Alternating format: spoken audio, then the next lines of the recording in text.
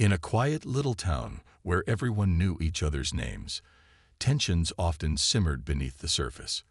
The community was divided by invisible lines, lines drawn not just by geography, but also by race and privilege. On this particular day, those simmering tensions boiled over in an incident that would change lives forever. Officer Karen had always prided herself on being tough, someone who kept order in her neighborhood. But what many didn't see was how her biases clouded her judgment. She believed she was doing her job, but behind her badge lay deep-seated prejudices that made her actions reckless and hurtful. That afternoon, she received a call about suspicious activity at the local park. Without hesitation, she grabbed her radio and headed to the scene, ready to assert authority. When Karen arrived, the park seemed peaceful. Children played on swings, couples strolled along paths, and elderly folks rested under shaded benches. Nothing appeared out of place. Then she spotted her, a young girl sitting alone on a bench near the fountain. The girl looked no older than 12, with bright eyes and thick, curly hair tied into intricate braids. Her name was Maya, though Karen didn't know it yet. To Karen, all she saw was a black child sitting quietly, which somehow triggered suspicion in her mind. Karen approached Maya with an air of superiority, her boots crunching against the gravel path. "What are you doing here?" she barked, startling the girl. Maya blinked up at her, confused. "I'm waiting for my friends," she replied softly, clutching her backpack tighter. Her voice carried innocence, but Karen wasn't listening.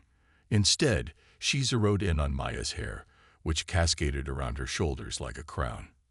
"This hairstyle, it's inappropriate," Karen declared abruptly, pointing at Maya's head. "There's a code about proper grooming in public spaces." Of course, there was no such code, but Karen didn't care. She twisted rules to fit her narrative, finding fault where none existed. When Maya tried to explain that she hadn't done anything wrong, Karen grew impatient. "Don't argue with me," she snapped, towering over the frightened girl. Things escalated quickly. In front of shocked onlookers, Karen called for backup, claiming Maya was resisting compliance. No one stepped forward to intervene as fear gripped the crowd. Before anyone could process what was happening, Karen pulled out a pair of scissors from her utility belt. With cold determination, she began cutting away at Maya's beautiful braids, ignoring the tears streaming down the girl's face. Each snip echoed like a gunshot, silencing the park entirely. By the time Karen was done, Maya's once lush hair was reduced to uneven patches, leaving her scalp exposed and raw. Humiliated and heartbroken, Maya hugged herself tightly, too stunned to cry anymore. Karen stepped back, satisfied with her work, convinced she'd taught the girl a lesson about respecting rules. What she failed to realize was that her actions weren't about enforcing laws. They were rooted in prejudice, cruelty, and abuse of power. As Karen walked away, the whispers among bystanders grew louder. Someone took out their phone and started recording Maya, still trembling on the bench. Little did Karen know, this moment would soon explode far beyond the confines of the small-town park, reaching ears and hearts across the nation. For now, though, Maya sat alone, trying to make sense of why something so personal and precious had been taken from her without reason or mercy. While Angela and Maya were navigating the whirlwind of attention and emotions hundreds of miles away, Marcus Thompson was settling into his quiet evening. A decorated retired Marine Corps colonel, Marcus carried himself with a commanding presence, but those who knew him best understood the depth of his compassion. He had spent years serving his country, and now worked as an advisor to the governor, using his experience to advocate for fairness and integrity in leadership. Despite his demanding career, nothing mattered more to him than his family, especially his daughter, Maya. That night, as Marcus scrolled through social media during a rare moment of downtime, a notification popped up on his screen. It was a viral video tagged by a mutual friend. "Have you seen this? #Justice for Maya." His brow furrowed as he clicked play, unsure what to expect. But within seconds, his blood ran cold. There was Maya, his bright-eyed, spirited little girl, sitting beside Angela with tears streaming down her face. Her once beautiful braids were gone, replaced by uneven patches of shaved hair. The sight hit him like a punch to the gut. As Angela's voice narrated the story, Marcus felt a surge of emotions: anger, disbelief, and a deep ache for his daughter. How could anyone treat a child this way? And why hadn't Angela called him sooner? He immediately dialed Angela's number, pacing back and forth in his living room as the phone rang. When she finally picked up, her voice cracked with exhaustion. "Marcus, I didn't want to bother you until we figured things out, but—" She trailed off, unable to finish. "You should have called me the moment it happened," Marcus said firmly, though not unkindly. "This isn't something you or Maya should face alone." Angela began explaining everything: the officer's accusations, the public humiliation, the lack of accountability. But Marcus barely heard her over the storm brewing inside him. By the time they hung up, he had already made up his mind. This wasn't just about Maya anymore. It was about sending a message that no one, not even someone wearing a badge, could get away with such cruelty. The next morning, Marcus canceled all his meetings and boarded the first flight home. During the journey, he couldn't stop thinking about Maya. Memories of her laughter, her curiosity, and her love for drawing filled his mind. She was a sensitive soul, always eager to see the good in people. What kind of world were they living in if someone like her could be targeted so viciously? When Marcus arrived at Angela's apartment, the atmosphere shifted instantly. His towering frame and authoritative demeanor brought a sense of calm determination to the chaos. Maya ran to him, burying her face in his chest. For the first time since the incident, she felt safe. Holding her close, Marcus whispered, "Daddy's here now, baby. We're going to fix this together." Later that evening, Marcus sat down with Angela to strategize. They combed through every detail of the incident, gathering evidence and preparing to confront the police department. As they talked, Marcus realized something crucial. The officer involved likely had no idea who he was dealing with. To her, Maya was just another black child in a town rife with racial tension. But Marcus wasn't just any father. He was a man with influence, connections, and a reputation for standing firm against injustice. By the end of their conversation, Marcus had drafted a plan. He would march into the police station the very next day, armed with facts, witnesses, and an unwavering resolve to hold the officer accountable. Little did Karen know, her reckless actions had set off a chain reaction she couldn't possibly comprehend. Marcus wasn't just fighting for Maya. He was fighting for every child who deserved to grow up without fear of being mistreated because of the color of their skin. Maya walked home in a daze, her small frame weighed down by the weight of what had just happened. Her hands trembled as she clutched her backpack straps, and her eyes darted nervously at every passerby, afraid they might stare or whisper about her shaved head. When she finally reached the front door of their modest apartment, she hesitated, unsure how to explain the unthinkable. But Angela, Maya's mother, was waiting inside. The moment she opened the door and saw her daughter's tear-streaked face and uneven hair, her heart sank. "Maya, baby, what happened?" Angela asked, crouching down to look into her daughter's eyes. Maya couldn't speak. The words caught in her throat like jagged rocks. Instead, she collapsed into her mother's arms, sobbing uncontrollably. It took several minutes for Angela to coax the story out of her.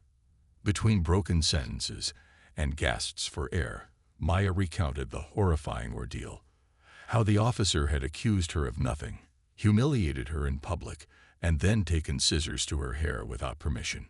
Angela listened in stunned silence, her fists clenched so tightly that her nails dug into her palms. As a single mother working 2 jobs to give Maya a better life, she had always shielded her daughter from the harsh realities of the world as much as possible. But now, those realities had come crashing through their front door. Her mind raced with anger, sadness, and helplessness. How could someone do this to a child? And why? Was it because of the color of Maya's skin? The thought made her stomach churn. Determined not to let this go unanswered, Angela sprang into action. She grabbed her phone and began recording a video. Sitting beside Maya, who still looked fragile and withdrawn, Angela spoke directly to the camera. "This is my daughter, Maya," she said, her voice steady but laced with emotion. "Today, an officer did this to her, for no reason. Just look at her." She gently turned the camera toward Maya, who tried to hide her face but couldn't escape the lens. She was sitting peacefully in the park, minding her own business, and this person decided to attack her. This isn't justice. This is cruelty. The video ended with Angela pleading for accountability. "If you care about fairness, if you care about protecting our children, please share this. We deserve answers." With shaking hands, she uploaded the clip to social media, tagging local news outlets and advocacy groups. Within hours, the video went viral. Comments flooded in from strangers expressing outrage, sympathy, and solidarity. Some shared similar stories of discrimination, while others vowed to stand with Maya and demand justice. The hashtag Justice for Maya began trending, drawing attention from activists, journalists, and even celebrities. As the story spread, Angela felt a mix of relief and anxiety. On one hand, she was grateful for the support pouring in. It meant people cared. But on the other hand, she worried about retaliation. Would the same system that allowed this abuse protect them now? Late that night, as Maya finally fell asleep, exhausted from crying, Angela sat alone in the dim light of the living room, scrolling through messages of encouragement. One comment stood out: "You're not alone. Keep fighting." Those 5 words gave her strength.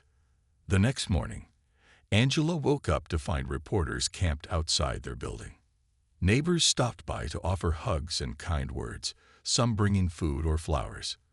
For the first time since the incident, Angela allowed herself to feel a flicker of hope. Maybe, just maybe, this nightmare would lead to something bigger, a chance to shine a light on the injustices faced by families like hers every day. All she wanted was for Maya to feel safe again, to know that her voice mattered. And as the world rallied around them, Angela realized they weren't fighting this battle alone anymore. The next morning, Marcus arrived at the police station with Angela by his side. Dressed in a sharp suit that screamed authority, he walked through the doors with an air of purpose that turned heads. Officers paused mid-conversation, their eyes following him as he approached the front desk. His presence was magnetic, not just because of his towering height or military bearing, but because of the quiet fury simmering beneath his calm exterior. "I'm here to speak with the chief of police," Marcus said firmly, his voice carrying the weight of someone accustomed to being heard. The receptionist hesitated, clearly intimidated, before picking up the phone to announce his arrival. Within minutes, they were ushered into a private office where Chief Daniels awaited them. The chief was a grizzled man in his late 50s, his face lined with years of navigating difficult situations. But even he seemed uneasy under Marcus's steely gaze. "Colonel Thompson," the chief began, standing to shake his hand. "I'd followed your work with the governor. What brings you here today?" Marcus didn't waste time with pleasantries. He laid out the facts: Maya's account of the incident, Angela's video, and the growing public outcry. "This isn't just about one officer's misconduct," Marcus said, leaning forward. "It's about accountability. If this department doesn't act swiftly and decisively, it will lose the trust of the community." Chief Daniels shifted uncomfortably in his chair. "We take these allegations seriously, Colonel. Officer Karen has been placed on administrative leave pending investigation." But Marcus wasn't satisfied. "Administrative leave isn't enough," he countered. "She violated my daughter's rights in broad daylight. I want answers and justice." As if on cue, the door opened and Officer Karen entered the room. She had been summoned for questioning, but hadn't been told who was waiting for her. At first, she looked defiant, her chin raised as though daring anyone to challenge her actions. Then her eyes landed on Marcus. Recognition dawned slowly, and her bravado faltered. For a fleeting moment, confusion clouded her face. Who was this man, and why did he seem so familiar? Karen launched into a defensive monologue, insisting she had acted within protocol. The girl was causing a disturbance, she claimed, her tone clipped. Her hairstyle was inappropriate for public spaces. I was enforcing the rules. Marcus listened silently, his expression unreadable. When she finished, he leaned back in his chair and fixed her with a piercing stare. You're saying you shaved a child's hair because of a grooming code that doesn't exist? Karen faltered, her confidence crumbling. I was doing my job, she stammered, glancing nervously at Chief Daniels. That's when the chief dropped the bombshell. Do you have any idea who this is? He asked, gesturing toward Marcus. Karen shook her head, confusion etched across her face. The chief sighed heavily. This is Colonel Marcus Thompson. He's not only a highly respected veteran, but also an advisor to the governor. And more importantly, he paused for effect. He's the father of the girl you humiliated. The color drained from Karen's face as realization sank in. Her knees buckled slightly, and she gripped the edge of the table for support. All the arrogance she carried into the room evaporated, replaced by sheer panic. She had crossed a line she couldn't come back from, and now she faced consequences far beyond anything she had anticipated. As Marcus watched her crumble, he felt no satisfaction, only resolve. This wasn't about revenge. It was about ensuring no parent ever had to endure what he and Angela were going through. When the meeting ended, Karen was escorted out, her future hanging precariously in the balance. Chief Daniels promised a thorough investigation, knowing full well the stakes involved. As Marcus and Angela left the station, reporters swarmed them, eager for updates. Marcus stopped briefly to address the crowd. This isn't over, he said, his voice steady. We won't stop until there's real change. With that, he turned and walked away, Maya's hand firmly in his. Months had passed since the trial, and life began to settle into a new rhythm for Maya and her family. Maya's hair, once shaved unevenly in an act of cruelty, was growing back stronger than ever. It curled around her face like a crown, a symbol of resilience rather than defeat. Though the scars of that day would always linger, Maya found solace in knowing she hadn't let it break her spirit. Instead, she chose to rise above it, using her voice to inspire others. Encouraged by her father, Marcus, Maya started speaking out about her experience. At first, it was just small gatherings, local schools and community centers where she shared her story with wide-eyed students. But as word spread, invitations poured in from larger platforms. She stood before packed auditoriums, her voice steady as she spoke about the importance of standing up against injustice. I didn't ask for this fight, she'd say, echoing her mother's words. But if my story can help even one person feel less afraid, then it's worth it. Her courage inspired countless young people, many of whom reached out to thank her for giving them hope. Angela, too, embraced her role as an advocate. She partnered with organizations focused on combating racial bias and supporting victims of discrimination. Together, they launched campaigns aimed at educating communities about systemic racism and empowering parents to protect their children. Angela often said, "This isn't just about Maya. It's about every child who deserves to grow up feeling safe and valued." Her work earned her recognition as a grassroots leader, someone who turned personal tragedy into meaningful change. Marcus continued his efforts on a broader scale, advising policymakers and pushing for reforms within law enforcement. He collaborated with lawmakers to draft legislation requiring stricter accountability measures for officers accused of misconduct. His tireless advocacy earned him respect not only as a former Marine, but as a champion for justice. Yet despite his accomplishments, he remained grounded, reminding himself daily why he fought so hard. For Maya, for Angela, and for families everywhere facing similar struggles. As for Karen, her journey toward redemption remained fraught with challenges. While some praised her volunteer work at the youth center, others dismissed it as insincere or self-serving. The kids she worked with were divided. Some grudgingly acknowledged her efforts, while others refused to forgive. Karen herself struggled to reconcile her past actions with her present reality. Late at night, she'd sit alone in her apartment, journaling about her regrets and hopes for the future. "I can't undo what I did," she wrote one evening. "But maybe, just maybe, I can make sure no one else makes the same mistakes." In time, Maya came to view Karen's fall from grace as a lesson, not just for Karen, but for society as a whole. During one particularly poignant speech, she addressed the crowd directly. "What happened to me wasn't fair," she admitted, "but it showed me how powerful we are when we stand together. It showed me that silence lets bad things happen, but speaking up creates change." Her words resonated deeply, drawing thunderous applause. The town that had once been divided began healing slowly, thanks in part to initiatives sparked by Maya's story. Conversations about race and equality became more common, fostering greater understanding among neighbors. The park where the incident occurred transformed into a symbol of unity, hosting events celebrating diversity and inclusion. A mural of Maya, painted by local artists, adorned a nearby wall, a vibrant reminder of strength, resilience, and hope.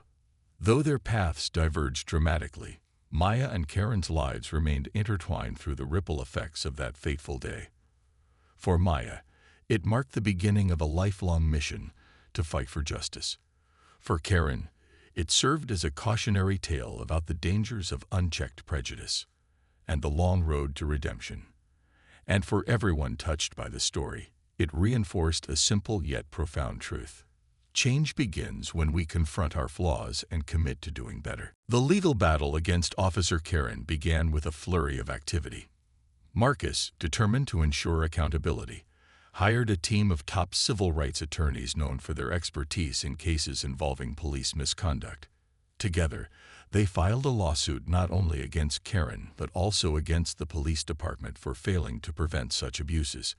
The case quickly gained traction, drawing national attention as it became a landmark moment in the fight for justice and reform. During the trial, the courtroom was packed. Journalists, activists, and concerned citizens filled every seat, eager to witness history unfold. Maya, though nervous, took the stand with her parents by her side. Her testimony was simple yet powerful. She recounted the events of that day in the park, how she had been minding her own business, how Karen had accused her without cause, and how she felt humiliated when her hair was shaved off in front of everyone. Her voice trembled at times, but her courage never wavered. As she spoke, jurors wiped away tears, visibly moved by her vulnerability. Angela followed, sharing her perspective as a mother who had watched her child suffer unimaginable cruelty. "Maya has always been proud of her hair," Angela said, her voice steady despite the emotion in her eyes. "It's part of her identity, her culture. To see someone take that away from her, it broke something inside both of us." Her words resonated deeply, painting a vivid picture of the emotional toll the incident had taken on their family.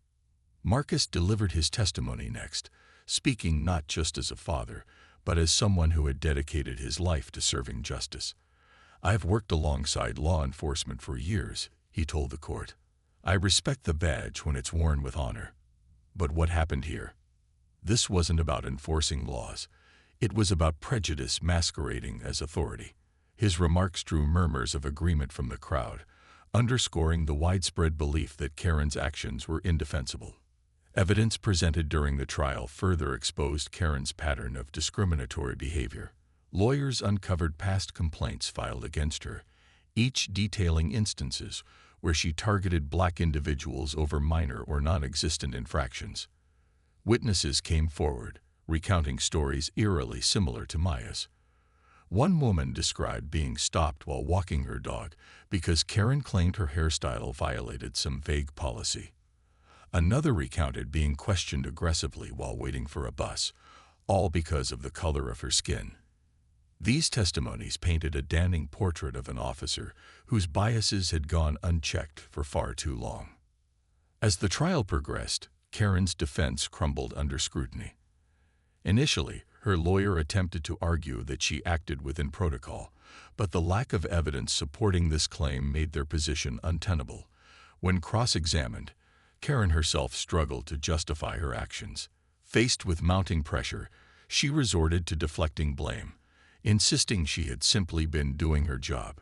But even the judge appeared unimpressed, often interjecting with pointed questions that highlighted the absurdity of her excuses. Finally, after weeks of deliberation, the jury reached a verdict. The courtroom fell silent as the foreperson stood to deliver the decision. "We find the defendant guilty of violating the plaintiff's civil rights," they announced, prompting an eruption of cheers from supporters. The judge sentenced Karen to pay substantial damages to Maya and her family, effectively ending her career in law enforcement. Additionally, the police department faced sanctions and mandatory reforms, including stricter oversight and revamped training programs aimed at combating implicit bias. For Marcus, Angela, and Maya, the verdict brought a sense of closure, but not satisfaction. They knew the fight for true equality was far from over. Still, the outcome sent a clear message. No one, regardless of their position, was above accountability.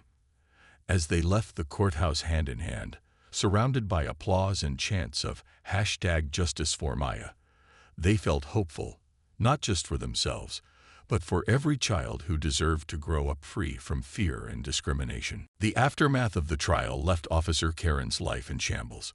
Once a figure of authority, she now faced the harsh consequences of her actions. Stripped of her badge and burdened by legal fees, she retreated from public life, unable to face the world that had turned against her. Her marriage dissolved completely, with her husband citing irreconcilable differences. "I can't stay married to someone who brought this kind of shame into our lives," he told friends during a rare moment of candor. Even worse, social services intervened after concerns were raised about her fitness as a parent. In a heartbreaking twist, Karen lost custody of her 2 children, leaving her utterly alone. Desperate for redemption, or at least survival, Karen took whatever odd jobs she could find.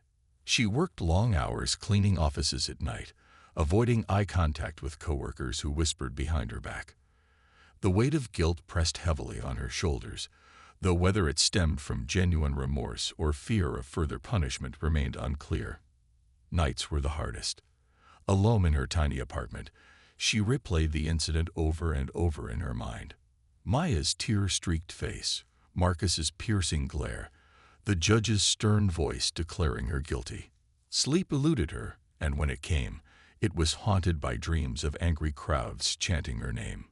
Eventually, Karen realized she couldn't run from what she'd done. If she wanted any chance at rebuilding her life, she needed to confront it head-on. The local pastor offered her a lifeline, inviting her to volunteer at a youth center aimed at bridging racial divides. At first, Karen hesitated. What could she possibly offer these kids? But the pastor assured her that everyone deserved a second chance, even those who made grave mistakes. Reluctantly, she agreed. Volunteering wasn't easy. Many of the children and teens at the center recognized her immediately, their expressions ranging from anger to disbelief. Some refused to speak to her, while others hurled insults under their breath.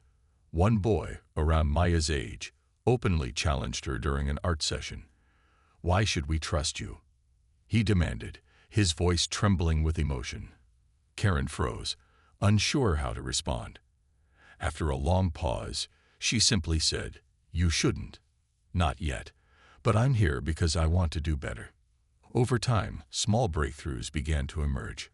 Karen started attending anti-racism workshops, listening intently as facilitators explained systemic oppression and unconscious bias. She read books recommended by the pastor, grappling with uncomfortable truths about privilege and power. Slowly, she began applying what she learned at the center, organizing activities designed to foster understanding between different groups. Though progress was slow, some of the kids softened toward her, not forgiveness, exactly, but a cautious acknowledgement of her efforts. Outside the center, opinions about Karen remained divided. Some argued that volunteering didn't erase the harm she caused. "She doesn't get to play hero now," one activist stated bluntly during a panel discussion. Others believed her attempts at change, however flawed, were worth acknowledging. Redemption isn't easy, Marcus remarked when asked about her transformation. But if she truly wants to make amends, then maybe there's hope for her yet. For Maya and her family, watching Karen's journey was complicated. Angela remained skeptical, unwilling to forgive someone who had traumatized her daughter. Actions have consequences, she often said. Her pain doesn't undo ours. Maya, however, found herself reflecting on the situation differently. While she didn't feel ready to forgive, she understood that hatred wouldn't heal her wounds. Instead, she focused on channeling her experiences into something positive, a mission to ensure no child endured what she had. As months passed, Karen continued down her uncertain path. Whether her efforts amounted to true redemption or mere damage control remained debatable. But one thing was clear. Her fall from grace served as a stark reminder of the dangers of unchecked prejudice and the importance of holding ourselves accountable before it's too late. The story of Maya and Officer Karen's actions continued to spread like wildfire, igniting conversations across the nation. News outlets picked up the case, airing interviews with Marcus, Angela, and even neighbors who had witnessed the growing outrage in their community. Protesters gathered outside the police station, holding signs that read #JusticeForMaya and "Protect Our Children." The once quiet town became a focal point for discussions about systemic racism, police accountability, and the treatment of black children in public spaces. Each day brought new developments. Local activists organized marches, drawing hundreds of supporters from nearby cities. Parents brought their own children, teaching them the importance of standing up against injustice. Maya's story resonated deeply. Her pain was relatable, her innocence undeniable. Social media played a pivotal role, with influencers and celebrities amplifying the message. One viral post featured a side-by-side comparison, a photo of Maya smiling before the incident, and another showing her seated beside Angela in the now-famous video. The contrast was heartbreaking, fueling even more calls for action. Meanwhile, Officer Karen's life unraveled under the weight of public scrutiny. Her name and face were everywhere, on TV screens, newspapers, and protest banners. Strangers recognized her at grocery stores and gas stations, hurling insults or simply staring in disgust. She stopped leaving her house, too afraid to face the backlash. Friends and colleagues distanced themselves, unwilling to be associated with someone labeled as a symbol of prejudice. Even her family wasn't spared. Her husband filed for separation, unable to cope with the shame, while her teenage son faced bullying at school. At the same time, Marcus used his platform to push for broader change. He appeared on national talk shows, speaking passionately about the need for reform within law enforcement. This isn't just about one officer, he emphasized during one interview. It's about addressing the biases that allow such behavior to happen in the first place. We need transparency, training, and consequences when those lines are crossed. His words struck a chord, earning him praise as a voice of reason amidst the chaos. Back home, Angela worked tirelessly to shield Maya from the worst of the attention. Reporters often camped outside their apartment, hoping to catch a glimpse of the young girl whose courage had inspired so many. While Maya tried to focus on schoolwork and drawing, a hobby she loved, she couldn't escape the feeling of being watched. Some days, she felt like a hero. Other days, she wished none of this had ever happened. Angela made sure to remind her daily how proud she was of her strength.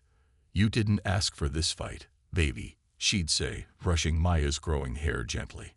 "But you're helping make things better for kids like you." As pressure mounted, the police department scrambled to respond. Chief Daniels announced plans for mandatory diversity training for all officers, though critics argued it wasn't enough. Protest leaders demanded Karen's immediate termination, along with policy changes to prevent similar incidents in the future. Petitions circulated online, garnering hundreds of thousands of signatures. Every move by the department was scrutinized, forcing them to act quickly, or risk further damaging their reputation. By the end of the week, the governor herself weighed in, condemning Karen's actions and pledging support for reforms. No child should ever feel unsafe because of who they are. she stated in a press conference. Her involvement elevated the case to a statewide issue, shining an even brighter spotlight on the small town. For Marcus, Angela, and Maya, it was both overwhelming and empowering. They knew they weren't alone anymore. Their fight had become everyone's fight. And yet, as the protests grew louder and the hashtags trended higher, one question lingered in the minds of many. What would happen to Officer Karen? Would justice truly be served, or would the system protect its own once again? The answer remained uncertain, but one thing was clear. Maya's story had already sparked a movement that showed no signs of slowing down.